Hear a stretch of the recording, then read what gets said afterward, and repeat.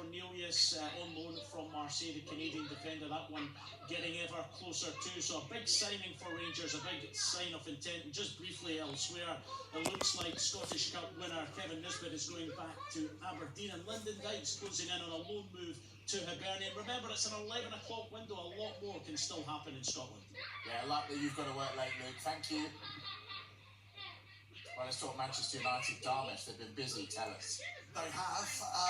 Let's start with a couple of deals that have been announced now. Rasmus Højlund has got his move to Napoli. It's an initial loan with an obligation, and it's a conditional obligation. Napoli will have to pay for a permanent deal for Rasmus Højlund should they qualify for the Champions League next season. The full deal is worth 50 million euros, which is around 43 million pounds. It's an initial 6 million euro loan fee plus 44 million euros obligation price. And as I mentioned, if they do qualify for the Champions League, then they will be permitted to buy Rasmus Højlund. The other deal that has gone through as well, and this one has been a saga, Antony.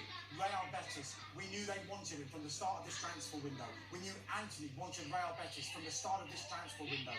9 goals in 24 starts in the second half of last season on loan with them last season, but they just couldn't afford it.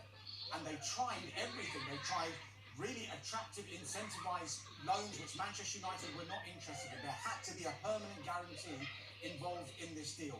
On Friday, they thought they had an agreement with Real Betis paying £22 million and Manchester United getting a 50% sell-on. It looked agreed.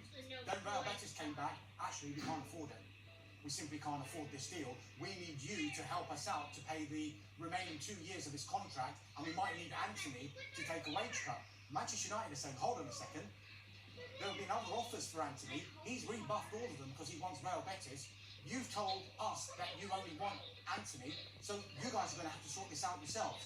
So finally today, they came together over the weekend, they discussed it, they negotiated it, and in the end they have got their £22 million on a permanent deal from Real Betis, a 50% sell-on, Manchester United not having to pay any compensation, and we think that Antony may have taken a pay cut in that one as well. Okay, and Salah Lamens they've gone for. You have noticed Andy Brassel is snapping. He commando crawled on. Good to see you, Andy. Why have they gone for Lamens and not Martinez from Villa? I'm just recovering from the way Darmish told that story. My heart stopped like 3 times during that. But we got there in the end.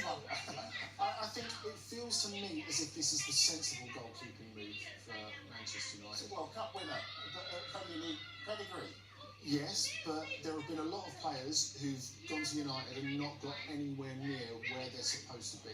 And I think it has to be judged in the context of that. Now, Lamens has been on the shortlist of a lot of big European clubs. In fact, he was on the Galatasaray shortlist. We know they've had Edison, they've had Dibu Martinez on there as well, and Lamens, and it looks like they're going to get Guillaume Rest from France in the end.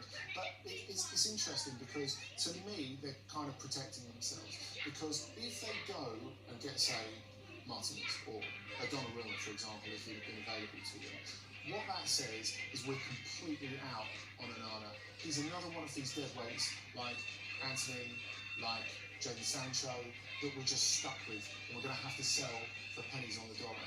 Whereas if you've got a young goalkeeper who's got enormous Premier League potential, so he's got good experience in Belgium, he's looked good for Antwerp. You look at the size of him, you look at his ability to come for crosses, you look at his shot stopping. He's one of this next generation of Belgian players who look pretty good.